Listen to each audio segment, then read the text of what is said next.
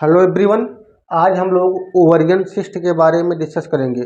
आप जैसे कि देखते हैं कि बहुत सी अल्ट्रासाउंड की रिपोर्ट होती हैं या किसी महिला का अल्ट्रासाउंड करवाया जाता है तो उसमें मोस्टली क्या होता है, बहुत सी औरतों में, लड़कियों में यहाँ देखने को मिलता है कि ओवरी में सिस्ट, जिसे हम ओवरी की गांठ भी बोलते हैं। आखिर ये क्यों हो जाता है? यह एक प्रकार की कॉमन समस्या के रूप में महिलाओं और लड़कियों में देखने को मिल रहा है। तो सबसे पहले जानते हैं कि ओवरियन सिस्ट, आखिर ओवरियन सिस्ट क्या है। तो इसको जानने से पहले ध्यान देते हैं कि ओवरी आखिर ये महिलाओं में क्या होता है। तो यहाँ महिलाओं में पाया जाने वाला एक महत्वपूर्ण आर्गन होता है, ठीक है, जो महिलाओं में हार्मोन्स को क्या करता है, बैलेंस बना के रखता है और मेंस्ट्रुअल साइकिल को भी मेंटेन करता है और प्रेगनेंसी कंसीव करने के लिए क्या होता है, एग को रिलीज करता है। तो देखिए ये ओवरी होती है। तो महिलाओं में दो ओवरी होती हैं, एक राइट साइड ओवरी होती है और एक लेफ्ट साइड ओवरी होती है। और ये जो पार्ट होता है इसे एफटी यानी कि फैलोपियन ट्यूब बोलते हैं और ये क्या होता है, यूट्रस होता है। तो अंडे का निर्माण क्या होता है, यह ओवरी के माध्यम से ही होता है। एक चीज़ कॉमन यहाँ जान लीजिए कि महिलाओं में दो ओवरी पाई जाती हैं और प्रत्येक ओवरी एक मंथ में एक बार ही क्या करती है, मेंस्ट्रुअल साइकिल द्वारा अंडे का रिलीज करती है। एक मंथ ये करेगी तो दूसरे मंथ ये करेगी, तीसरे मंथ ये करेगी तो चौथे मंथ ये करेगी, यानी कि बारी बारी से करती हैं। तो ठीक है, इतना समझ में आया होगा। अब देखते हैं कि आखिर ये ओवेरियन सिस्ट हो कैसे जाता है, ओवेरियन सिस्ट होने के क्या रीज़न होते हैं।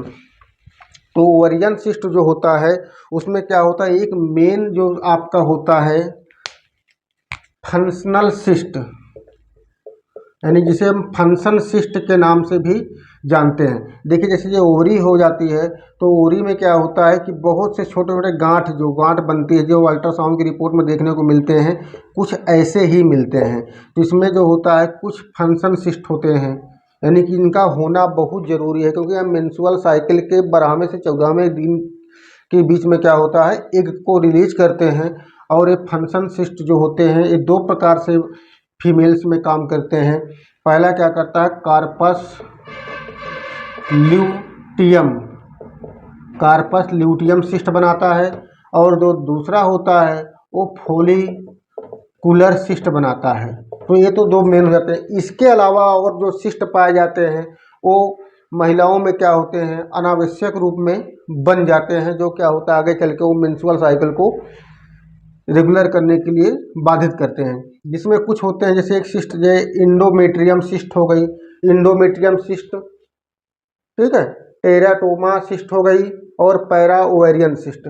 और इसके अलावा बहुत सी होती है, चॉकलेट सिस्ट वगैरह होती हैं, यानी कई प्रकार की सिस्ट होती हैं जो मोस्टली क्या होती हैं, अल्ट्रासाउंड की रिपोर्ट को देखने के बाद आप लोगों को देखने को मिलती हैं। तो इसमें सबसे पहले जानते हैं कि जो फंक्शन सिस्ट है, यानी जो मेंस्ट्रुअल साइकिल के बाद क्या होता है, अंडे को रिलीज करता है, उसमें क्या कार्पस ल्यूट्रियम और फॉलिकुलर सिस्ट जो होते हैं इनका क्या रोल होता है। सिस्ट होते हैं, फॉलिकल सिस्ट जो होते हैं मासिक धर्म के दौरान थैली नुमा आकृति बनने को फॉलिकल कहा जाता है।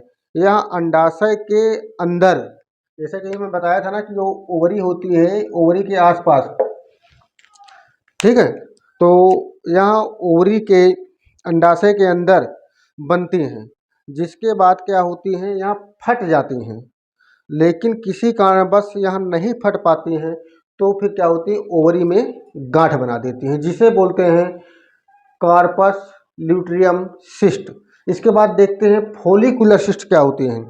तो फॉलिकुलर सिस्ट जो होती हैं, यहाँ भी क्या होती है, फॉलिकल अंडे निकलने के बाद नष्ट हो जाते हैं, लेकिन किसी कारणवश अगर ये नष्ट नहीं होते हैं तो ये भी क्या करते हैं, एक प्रकार के सिस्ट बनाती हैं जो फॉलिकुलर सिस्ट बनाती हैं, ठीक है।